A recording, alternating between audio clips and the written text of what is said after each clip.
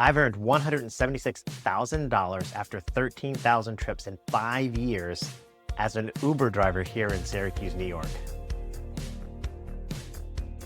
In this video, I will break down every detail of my earnings and compare things and show you my strategies. In addition to that, I will give you my lessons learned after 5 years. My name is Levi Spires. I'm a full-time Uber driver here in Syracuse, New York. I drive a Tesla Model Y with 100,000 miles, and I mostly do Uber X. So we get a lot of data from Uber in forms of like pretty much our weekly earnings on our phone app. We also can see how much the customer breakdown is both in our phone app and through weekly statements. There's a lot more data in the weekly statements. And we can also just track our miles. This is a screenshot of my Stride app from the same week.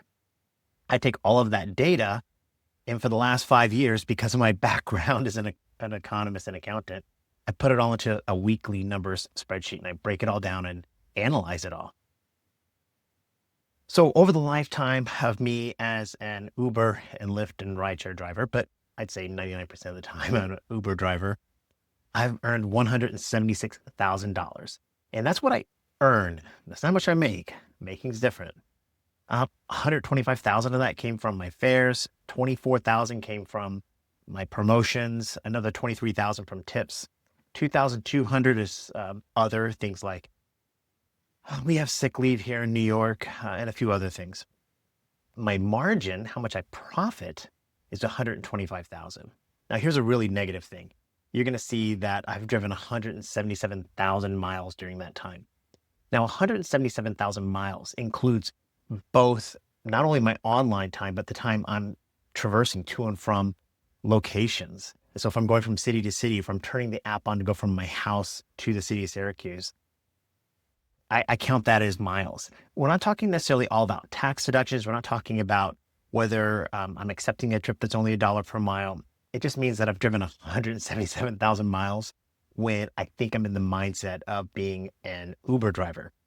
I've worked a little over 5,000 hours and I've taken, like I say, 13,000, give or take, trips. And that 13,000 includes also a couple of Lyft rides that I've also done. Now, here you go. This is what I mean by miles. I live at the very bottom of the screen, at the bottom right. I live in Cazenovia, New York, and it's about 20 miles into the city of Syracuse.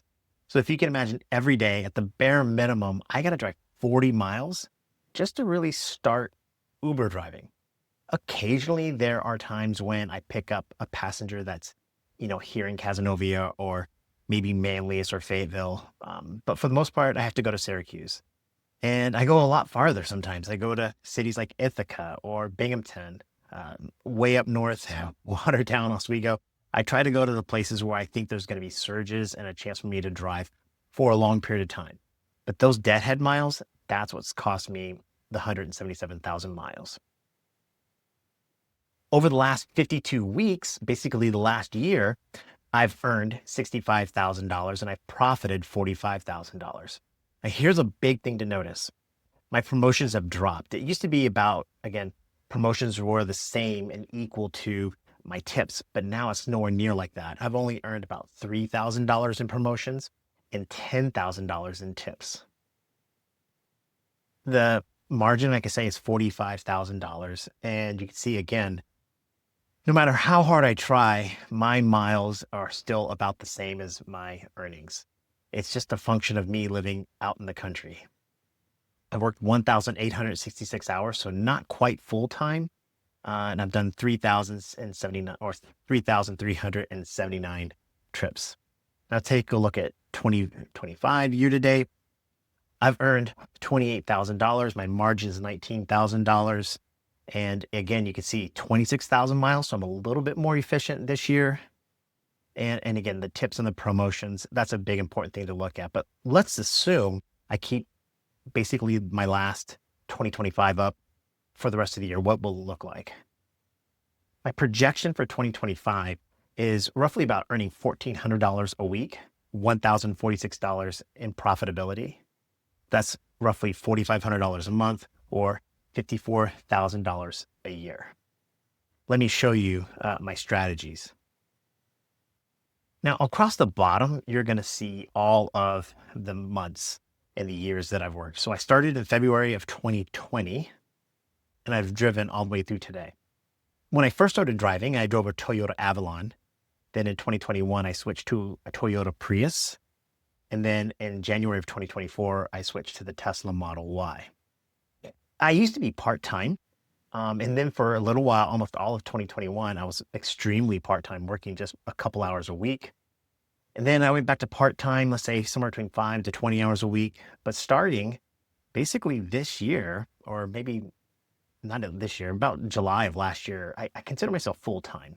That's somewhere between 25 to 50 hours a week. And I'll give you some more data on that. My original strategy was really just a random commute. When I first started Uber driving, I had another job, and I would pick up rides on my way to work, and I would pick up rides on my way home in the afternoon. And I would do a couple other weekends or maybe an event or two, but it was random. It was on my commute. Then around August of 2021, I really focused on the college campuses. Remember, COVID had just ended for the lockdowns for a lot of people. And right around August of 2021, all the college kids were coming back, and I pretty much just stayed on college campuses late at night. I would start around, I don't know, 6 at night, and I would go to like 4 in the morning, college late nights. But over time, that market got really saturated. That means there's a lot of drivers. A lot of the college kids started finding other alternatives too. And also, surges and promotions kind of changed a lot. Now, what have I been focusing on since August of last year? Pretty much airport rides and reservations. Now, I do a lot of other rides still, but my priority to earn most of my profitability would come from airport reservations. So in the very beginning, I would say I really focused on learning how to increase my revenue through fare, surges, and stuff like that. Then I started really focusing on promotions, maxing those out, things like quests and et cetera. Then starting in January 2023, I focused on earning as much money as I could through tips. So that's all the numbers that way, but let's take a look at it this way. This is a much more better way to analyze things. Here are my earnings per week. And again, on the left-hand X or the Y-axis, you're going to see how much I earn per week in terms of hundreds of dollars. And then the chart is, again, broken down the same way as shown before, where February is on the far left-hand side of 2020, when I first started, all the way through to today. The red line, what you see, is a 13-week rolling average. So every quarter, look back, how much did I make? So you can see these 13 weeks, I made right around, I don't know, $400 a week on average. Then it kind of slowly grew. Then again, I went extreme part-time. This was my college nights, what I was making, still part-time. And here's kind of where I really started to focus on being a full-time driver. And here you can see almost for 2025, what I've been doing. Right now, I'm averaging $1,661 per week over the last 13 weeks right here. That's my earnings per week. That's before expenses. Let me show you again how that looks in miles per trip. Here's my miles per trip. When I first started driving, again, I was doing it on a commute, so my miles were high. A lot of times I would turn the app on. I may not get a ride till I got into the city, whatever it might be. It started to drop down. And again, my volume of rides was really low. Then again, the more and more I started driving really late in the night, my miles per trip really dropped a lot. And again, this includes deadhead miles. So it's not like I'm taking every trip is 10 miles. It's just that most of the trips were like a mile or 2 miles long. They fluctuate a little bit, but now you could see right here, most of my trips are extremely long. They're averaging about 22 miles per trip over the last 13 weeks. Another way to look at it's my fare per trip. And that's surge and the base fare, not including promotions and or tips.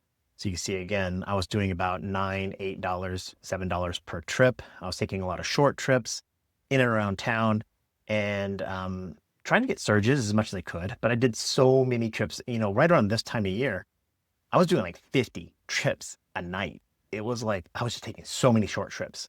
Then my fare per trip started to increase, and now I'm doing about $17 per trip. A lot of my trips are somewhere in that $40 to $50 trip range. I'm taking trips that are 40 miles long. I'm going from city to city, and I'm doing short trips inside of that city. So that's why it averages out to about $17 per trip. This is the big thing right here. This is a comparison of the percentage of the fare. So if I got a $10 fare, how much the percentage of that, the promo and the tip were. So I used to get a lot of promotions of the percentage of the fare, but as promotions have dropped off, my tip has increased. So imagine right here, I'm getting like $5 trips. And again, if I were to get a $5 trip, it looks like I may get about a $1.50 tip here. And then I might get on top of that, let's say a $2 to $3 promotion is what that looks like. So the total trip might pay me $15, a $10 trip with a $1.50 tip on average, and then some sort of $2 to $3 promotion. Because promotions went away, my focus on tips has increased because I'm only getting about 5 cents. So that same $10 fare might get, I don't know, it says 5%, so I have 50 cents in promotions. And then, of course, way up here is 22. So I'm getting $2.22 as a tip. But my trips are a lot longer now. So if you can imagine, I'm doing like a $50 trip and my promotion being 22% of that 50. So what is that? $10, $15 tips on average. So that's basically where it's at. So that's how much money I'm earning. Let's talk about profitability. Here are my expenses in my Tesla. My expenses are about 30 cents per mile, which averages out to about 4 cents per mile for fuel. That includes charging at my house and charging at a supercharger. My estimated maintenance, that includes tires, brakes. I don't have to do oil changes. That 4 cents per mile also includes battery replacement. My Tesla has 100,000 miles. I think it's going to last me to 300,000 miles. But if I do have to replace the battery, I'm planning on that. So I'm putting some money aside for that in my estimated maintenance there. 15 cents per mile for estimated depreciation, and then 7 cents per mile on average for about taxes. So again, 30 cents per mile. So every mile I drive, I'm making about 70 cents on the dollar. And then my expenses every month are $280. That includes $100 a month for my Tesla full self-drive. I love to drive autonomously. Car washes, I spend another almost $100 on that. I joined Panera, the Sip Club, because I want to get coffee and drinks on the road. I don't want to have to pay every single time I go in. So it's like unlimited drinks. And then I also joined Planet Fitness, where I can go in there and take breaks, do some steps and walking between rides and things like that. And again, I attribute that. It's not a tax deduction. I just say I attribute that expense, Panera and the gym and the Tesla and even the car washes, to being a rideshare driver. If I wasn't a rideshare driver, I wouldn't have those expenses. I'd probably have the Tesla full self-drive though. It's pretty awesome. And so there you go. So again, not tax deductions, just expenses. And they may be tax deductions. That's between you and your tax account. All right, so here's my margin per hour. I think this is the most important thing to look at. At the end of the day, when I turn the app on and I work, how much money am I making per hour? And you can see in the very beginning, I was making somewhere around, I don't know, $16, $17, $18 per hour after I paid for all of my expenses. So if I turn the app on and I count my online time, not my active time, just my online time, I'm out there looking for rides, I'm making somewhere around $20 an hour for the first half of my 2.5 years, give or take. And then for a short period of time, when I was doing those college campuses, I was just focusing, taking a lot of short trips on a college campus late at night, maxing out surges, promotions, and tips. It was great. It was when we had a lot of, quests and promotions, but those went away. And then a lot of other drivers started coming online, and quite frankly, the surges weren't there, and I spent a lot less time. I started losing money. So it kind of started going back to that $20 per hour thing. So I switched to maybe doing a lot more longer trips. So every time I turn the app on and I'm looking for work, I'm averaging over the last 13 weeks, over the last quarter, $25 an hour after expenses.